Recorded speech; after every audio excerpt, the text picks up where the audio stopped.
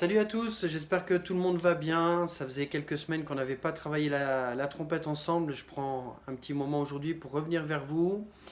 J'ai pris le temps avant de- de préparer cette vidéo aujourd'hui d'aller faire un petit tour sur ma chaîne YouTube. J'ai vu que en fait vous étiez très nombreux à visionner la vidéo sur le placement de la langue.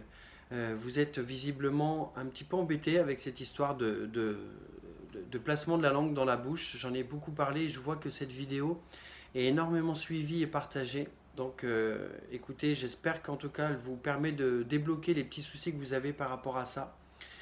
Et puis j'ai même donc maintenant des élèves qui bossent avec moi via Skype et qui viennent à la maison pour qu'on en parle avec plus de proximité. Donc écoutez, j'espère qu'en tout cas les vidéos vont vous permettre de débloquer certaines situations. Aujourd'hui, donc par rapport à tout ça, je tenais vraiment à vous remercier. J'ai que des retours positifs de gens bienveillants, c'est vraiment super. Donc j'ai décidé d'avancer un petit peu aujourd'hui et donc on va continuer de travailler sur cette méthode, qui est la méthode que je vous propose sur mon site internet qui s'appelle 12 études pour trompettistes confirmés. Donc la dernière fois, je vous ai présenté l'exercice numéro 1. En fait, les exercices 1 bis et 2 sont des exercices de chauffe. Par contre, l'étude 2 est quand même pas mal parce qu'elle va vous permettre de travailler vos gammes. J'ai encore quand même pas mal d'élèves qui viennent à la maison qui ne connaissent pas leur gamme majeure et ça c'est pas possible. Donc dans ma méthode, l'étude numéro 2, vous allez pouvoir travailler vos gammes. Donc je vous fais un petit récap du cours de la dernière fois. L'étude 1, exercice de chauffe.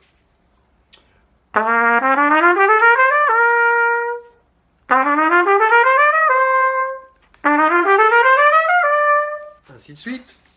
J'avais parlé des bendings dans l'étude 1 bis.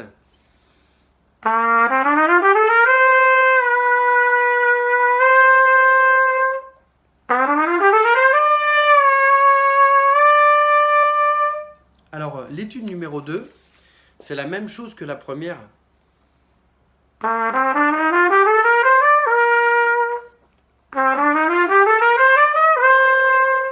Ensuite, on passe en ré bémol majeur.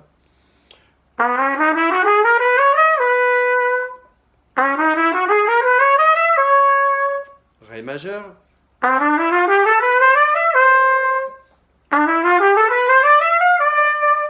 Mi bémol. Mi majeur. Ainsi de suite. Du coup, cette étude numéro 2 est pas mal parce que dans cet exercice de chauffe, on n'est pas obligé de le faire toujours en Do majeur, on peut le faire dans plein de tonats. Et je pense que si vous avez des petits doutes, comme moi j'ai pu avoir sur le dernier, sur des fois des doigtés, des trucs, eh ben, c'est pas mal de le faire à la chauffe, ça nous remet en situation et ça nous permet de travailler les gammes.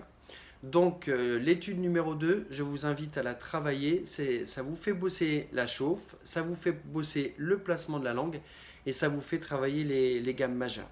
Voilà, travaillez bien, je vais tout de suite enchaîner avec une autre vidéo sur l'étude numéro 3 qui va parler du détaché. Bonne journée à tous.